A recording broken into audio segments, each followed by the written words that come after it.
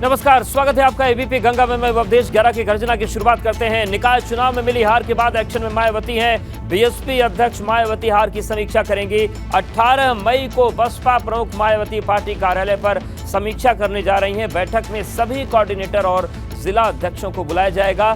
2017 के मुकाबले 2023 में बसपा की न केवल सीटें कम हुई बल्कि वोट प्रतिशत भी काफी कम हो गया है और ये बहुत बड़ी चिंता का विषय है, क्योंकि लोकसभा और विधानसभा में क्या स्थिति है वो सबको पता है, लेकिन निकाय के स्तर पर भी मायावती की पार्टी का वोट प्रतिशत और सीटें कम हुई है और इसी को लेकर अब वो एक्शन में नजर आ रहे हैं, क्योंकि एक साल से भी कम का वक्त बचा है जब लोकसभा चुनाव होने जा रहा है।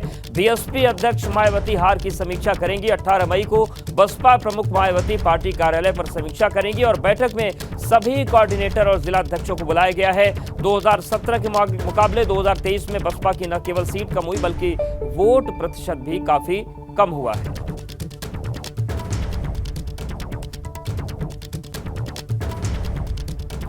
और चलिए सीधे रुक करते हैं अपने सहयोगी अनुभव का। लखनऊ से जुड़ गए हैं अनुभव। जिस तरीके से तैयारियां चल रही हैं, हर दल 2024 के लिए तैयार है। निकाय चुनाव को तैयारी के तौर पर देखा जा रहा था। मायावती भी काफी एक्टिव थी, उनका दल एक्टिव था, लेकिन दिक्कत क्या क्या इस बार आई है बीएसपी के परिणामों में और क्या एक्शन होने जा रहा है?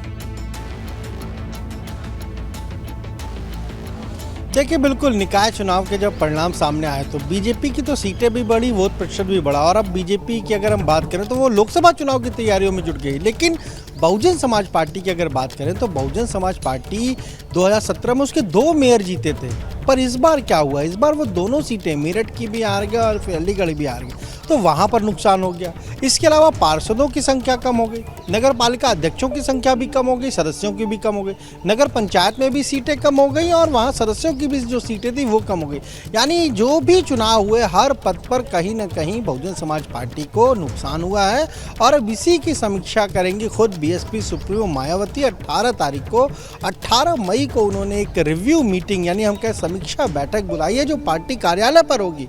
इसमें जो कोऑर्डिनेटर है, क्योंकि बीएसपी में कोऑर्डिनेटर्स की भूमिका सबसे महत्वपूर्ण है, वही तय करते हैं कि कहाँ कौन लड़ेगा, किसे टिकट दिया जाए, उनकी बहुत महत्वपूर्ण भूमिका होती है। उनको बुलाया गया है, जिला अध्यक्ष भी आएंगे, यहाँ तक कि जो हम कहें कि जो सेक्टर प्रभारी होते हैं बीएसपी में, जो सेक्टर प्रभारी की जिम्मेदारी उनको भी बुलाया गया है। तो एक बड़ी बैठक जो है वो बीएसपी सुप्रीमो लेंगी। पार्टी के तमाम जो कार्यकर्ता हैं, जो पदाधिकारी हैं, उन सभी लोगों को बुलाया गया है और उसमें यही जानने की कोशिश होगी कि अगर हम इस चुनाव में जो हमने तैयारी की और 17 में से 11 तो बीएसपी ने अल्पसंख्यक समुदाय से आने वाले जो उम्मीदवार हैं उनको मैदान में उतारा, वहाँ पर भी जीत नहीं मिली। तो इसके पीछे सबसे बड़ी वजह क्या रही? किन कारणों के चलते इस बार बीएसपी की न केवल सीट कम हुई बल्कि वोटिंग परसेंटेज भी कम हो गया? इन्हीं सारी चीज़ों को जानने के लिए ये बैठक बुलाई गई है। और देखिए, आपने कहा कि 1 वर्ष से भी कम बचा है। बिल्कुल, लोकसभा चुनाव में 1 वर्ष से भी कम का समय बचा है और बीएसपी अब तैयारी तो ये कर रही थी कि इस निकाय चुनाव में अच्छे परिणाम आएंगे तो उसी रणनीति के आधार पर वो लोकसभा चुनाव में जाएंगे, पर ऐसा तो कुछ हुआ नहीं। जिस वोट बैंक को अपने साथ लाना चाहते थे वो वोट बैंक तो उनके साथ आया नहीं। सीटें बढ़ने की बजाय सीटें कम हो गई, तो कहीं ना कहीं चिंता भी बड़ी होगी और इसीलिए अब ये रिव्यू बैठक जो है वो रखी गई है।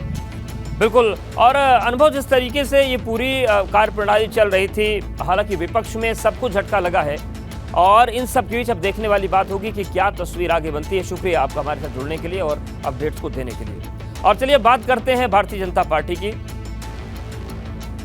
लेकिन देखिए, निकाय चुनाव में मिली हार के बाद एक्शन में है मायावती और बीएसपी अध्यक्ष मायावती हार की समीक्षा करेंगे। जैसा कि अनुभव बता रहे थे कि जो कोऑर्डिनेटर्स है उनको बुलाया जा रहा है, जिला अध्यक्षों को बुलाया जा रहा है और यहाँ तक कि जो सेक्टर अध्यक्ष थे उनको भी बुलाया जा रहा है और एक बड़ी समीक्षा बैठक होने जा रही है, क्योंकि 2017 में 2 निकाय मायावती की पार्टी ने जीते थे। मेरठ और अलीगढ़ का निगम उन्होंने जीता था, लेकिन इस बार पंचायत स्तर पर भी पार्टी को काफी कम सीटें और वोट मिले हैं। प्रधानमंत्री मोदी के प्रधानमंत्री के तौर पर 9 साल होने पर कार्यक्रम चलाएगी बीजेपी। देश भर में भाजपा 1 महीने का कार्यक्रम चलाने जा रही है। यूपी और उत्तराखंड में भी भाजपा कार्यक्रम चलाएगी। पीएम मोदी देश भर में 51 से अधिक रैलियां करेंगे। यूपी में 3 और उत्तराखंड में 1 रैली को प्रधानमंत्री संबोधित करेंगे। इसके साथ ही साथ वीडियो कॉन्फ्रेंसिंग के जरिए 10 लाख से ज्यादा कार्यकर्ताओं से प्रधानमंत्री जुड़ेंगे।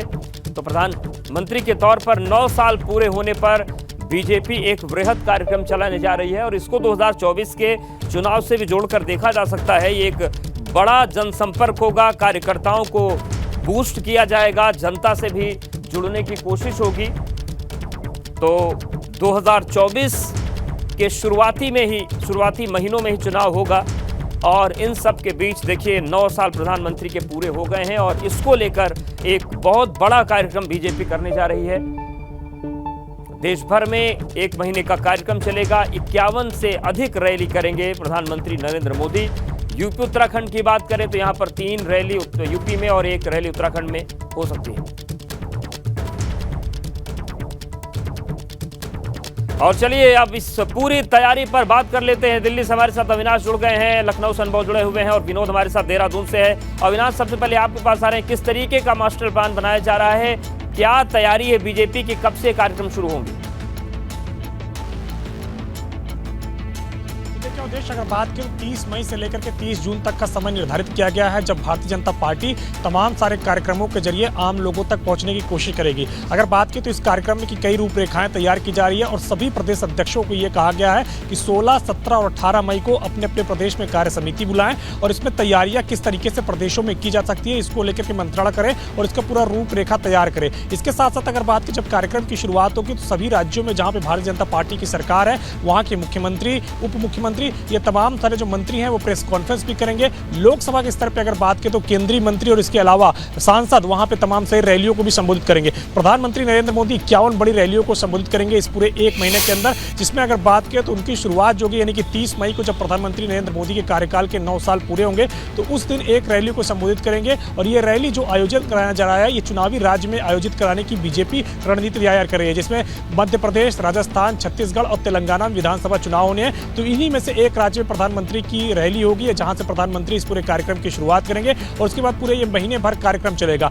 पीएम अगर बात करें तो 23 जून को श्यामा प्रसाद मुखर्जी की पुण्यतिथि है, उस दिन 10 लाख बूथ कार्यक्रमों को भी वो संबोधित करेंगे वीडियो कॉन्फ्रेंसिंग के जरिए। और इस पूरे 1 महीने में विस्तृत कार्यक्रम चलेगा, जिसमें अगर बात करें तो महिलाओं के साथ संवाद है, व्यापारियों के साथ संवाद है, युवाओं के साथ संवाद है, लाभार्थियों के साथ संवाद है। इन तमाम तरीके से कार्यक्रम आयोजित किए जाएंगे जिससे कि घर घर जाके संपर्क किया जा सके। और एक तरीके से ये तैयारी है 2024 के लोकसभा चुनाव की, क्योंकि बीजेपी ने लक्ष्य बहुत बड़ा रखा है। देश भर में 396 सीट ऐसे सेलेक्ट की गई है बीजेपी के द्वारा जहां पे बीजेपी फाइट करेगी, यानी कि उन सीटों को जीत सकती है। और उन्हीं सीटों को जीतने के लिए रणनीति बनाई जा रही है कि किस तरीके से इन 396 लोकसभा सीटों पर बीजेपी जाकर के तमाम तरह कार्यक्रम का आयोजन करे। तो बड़ी कार्यक्रम की तैयारी है। लखनऊ का भी रुख कर लेते हैं अनुभव, जिस तरीके से प्रधानमंत्री के तौर पर 9 साल पूरे हो रहे हैं, एक बड़ा कार्यक्रम किया जा रहा है, क्या इसे माने कि चुनाव की तैयारी भी शुरू हो चुकी है और यूपी में किस तरीके की रूपरेखा है?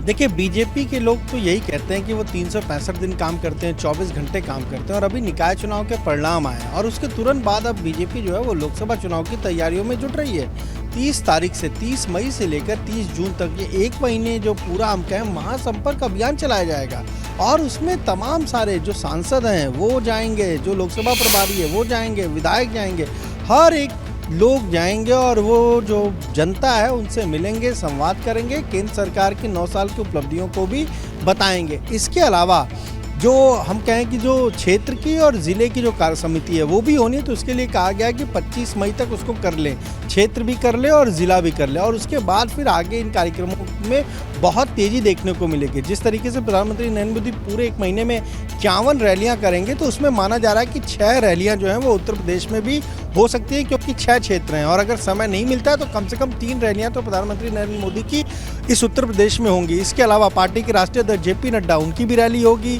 केंद्रीय गृह मंत्री अमित शाह की भी रैली उत्तर प्रदेश में होगी, मंत्री राजनाथ सिंह की भी रैली होगी और परिवहन मंत्री जो है सड़क परिवहन मंत्री नितिन गडकरी वो भी यहाँ उत्तर प्रदेश में रैलियां करेंगे। तो बीजेपी की पूरी तैयारी है और चूंकि मोदी सरकार के 9 साल पूरे हो रहे हैं तो उसको लेकर जनता के बीच जाना है, वोटर्स के बीच जाना है, आम लोगों के बीच जाना है, अपनी बातों को बताना है, उपलब्धियों को बताना है और ख़ासतौर से जो लाभार्थी वर्ग है जिससे हम कहें कि बीजेपी कहती कि जो जिसके लिए उन्होंने काम किया उनसे भी संपर्क किया जाएगा इस पूरे 1 महीने के दौरान। बिल्कुल। अब विनोद, अगर हम बात करें उत्तराखंड की तो वहां पर किस तरीके की तैयारियों की खबर है? बिल्कुल अवधेश, देखिए उत्तराखंड में भी प्रधानमंत्री नरेंद्र मोदी के 9 साल पूरे होने को लेकर तैयारियां की जा रही है और देश भर में जिस तरह से 51 रैली प्रधानमंत्री नरेंद्र मोदी करेंगे, एक रैली उत्तराखंड में भी प्रधानमंत्री मोदी करेंगे, जिसको लेकर पूरी तैयारियां की जा रही है।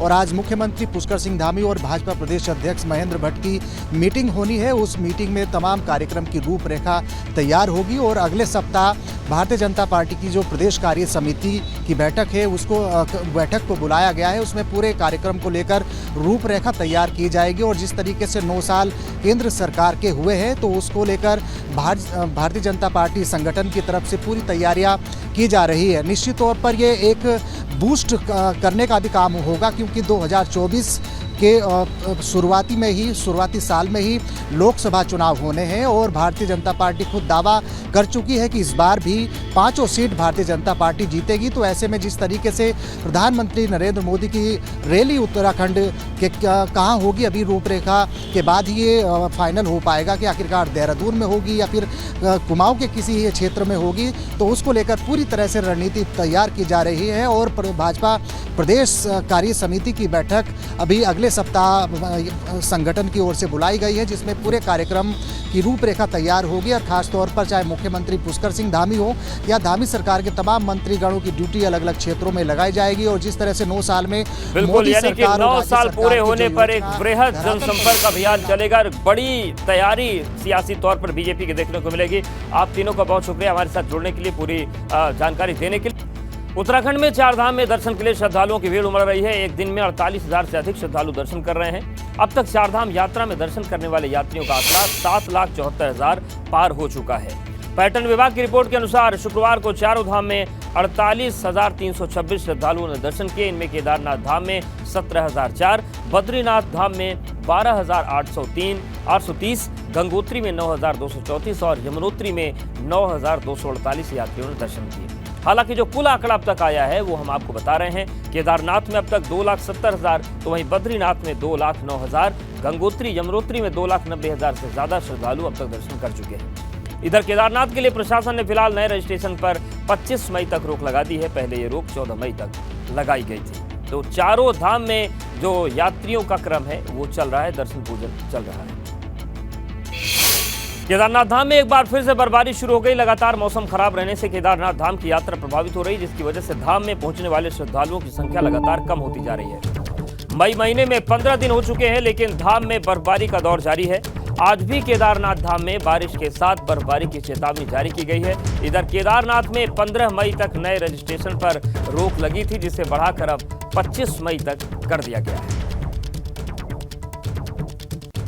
तो 25 मई तक रजिस्ट्रेशन पर रोक लग गई है, क्योंकि केदारनाथ धाम में लगातार बर्फबारी हो रही है, मौसम खराब है, यात्रियों की संख्या पहले से बहुत ज्यादा है और यही वजह है कि 25 मई तक रोक लगा दी गई है। 4 धाम यात्रा के बीच जो मौसम विभाग है वहां से भी अलर्ट आया है कि मौसम कभी भी बिगड़ सकता है। जो हालात बने हैं, बारिश और बर्फबारी का अलर्ट मौसम विभाग की तरफ से दिया गया है और इसी के चलते प्रशासन की तरफ से 25 मई तक केदारनाथ धाम के रजिस्ट्रेशन पर रोक लगा दी गई है।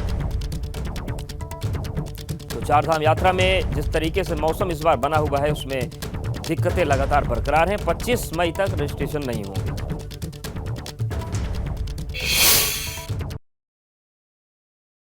केदारनाथ धाम आने वाले सभी यात्रियों से हमारा अनुरोध है कि धाम में आज पुनः बर्फबारी जो शुरुआत हो गई है। कल भी मौसम का अलर्ट है। सभी आने वाले यात्रियों से हमारा अनुरोध है कि यात्रा करते वक्त मौसम को देख के ही चले और अपने साथ गर्म कपड़े, छाता, रेनकोट आदि को लेके चले। तो आपने देखा, ये रुद्रप्रयाग के एसपी हैं। इन्होंने कहा कि जिस तरीके से मौसम बना हुआ है, ऐसे में मौसम को देखकर ही यात्री उत्तराखंड में आए और अगर आते हैं तो रेनकोट, छाता, गर्म कपड़े और आवश्यक दवाइयां लाना ना भूलें, क्योंकि जिस तरीके से मौसम बिगड़ा हुआ है उसमें स्थितियां काफ़ी विपरीत चल रही हैं और यही वजह है कि 25 मई तक रजिस्ट्रेशन पर भी रोक लगाई गई है। रोजाना 25 से 30,000 श्रद्धालु दर्शन कर रहे हैं 4 धाम में और 4 धाम यात्रा के बीच मौसम जिस तरीके से बना हुआ इस समय, ऐसे में नए रजिस्ट्रेशन पर 25 मई तक रोक लगा दी गई है। केदारनाथ यात्रा के लिए रजिस्ट्रेशन 25 मई तक रोक दिया गया है।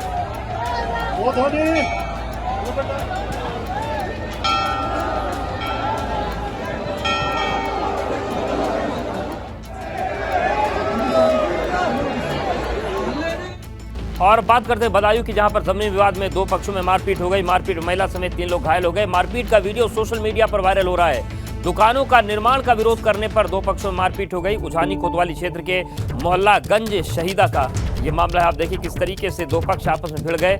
बदायूं की तस्वीर दिखा रहे हैं, जहां जमीन विवाद में दो पक्षों में जमकर मारपीट हुई। मारपीट में महिला समेत 3 लोग घायल हुए हैं। मारपीट का वीडियो सोशल मीडिया पर वायरल हो रहा है। दुकानों का निर्माण का विरोध करने पर दो पक्षों में मारपीट हुई।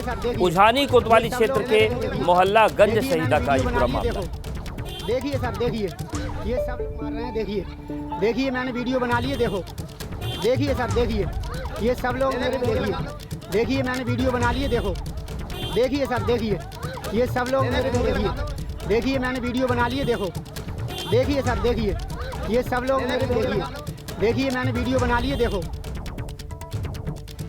जोशीमठ में मई महीने में भी बर्फबारी जारी। ऐसे में ट्रैक रूट पर आवाजाही में पर्यटकों को काफी परेशानियों का सामना करना पड़ रहा है। फिलहाल 4 धाम यात्रा भी चल रही है, लेकिन बर्फबारी की वजह से श्रद्धालुओं को दिक्कतें आ रही हैं, क्योंकि कई रास्तों में बड़े बड़े हिमखंड और करीब 6 फीट तक बर्फ की चादर जम गई है। वहीं लगातार बर्फबारी से हिमस्खलन का भी खतरा मंडरा रहा है।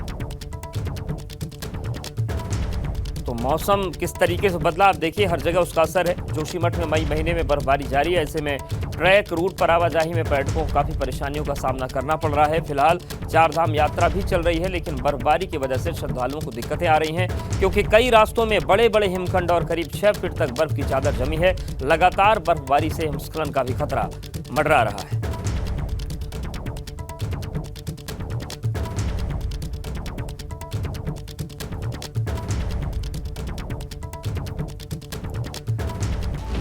और वहीं पौड़ी की अब बात कर लेते हैं, जहां पर आतंक देखने को मिल रहा है। वन विभाग की लाचारी भी सामने आ रही है। वन विभाग ने लगातार कोशिश जारी रखी है। पौड़ी के रिखाड़ी खाल और धुमाकोट के बाघ प्रभावित कुछ क्षेत्रों में अब वन विभाग बाघ को पकड़ने के लिए पिंजरे जो लगाए थे हटाएगा। दरअसल वन विभाग को सिर्फ 1 महीने की परमिशन मिली थी, जिसकी समय सीमा अब 17 मई को खत्म हो रही है। ऐसे में 17 मई को इस क्षेत्र से अब पिंजरे हटाए जाएंगे। हालांकि वन विभाग की गश्त 31 मई तक जारी रहेगी। बाघ की गतिविधि पर नजर रखने के लिए 40 कैमरा भी बाघ प्रभावित क्षेत्रों में लगाए गए, लेकिन 26 अप्रैल के बाद से बाघ की सक्रियता भी कैमरों में कैद नहीं हुई है। वहीं बाघ को बेहोश करने के लिए ट्रैंकुलाइज टीम भी बाघ प्रभावित क्षेत्रों में लगातार गश्त कर रही है, लेकिन अभी तक उन्हें पकड़ने में कामयाबी नहीं मिली।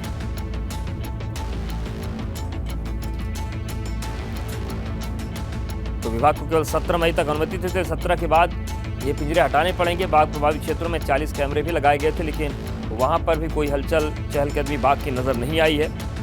और अब वन विभाग पिंजरे हटाएगा, लेकिन जो मॉनिटरिंग है वो जारी रहेगी।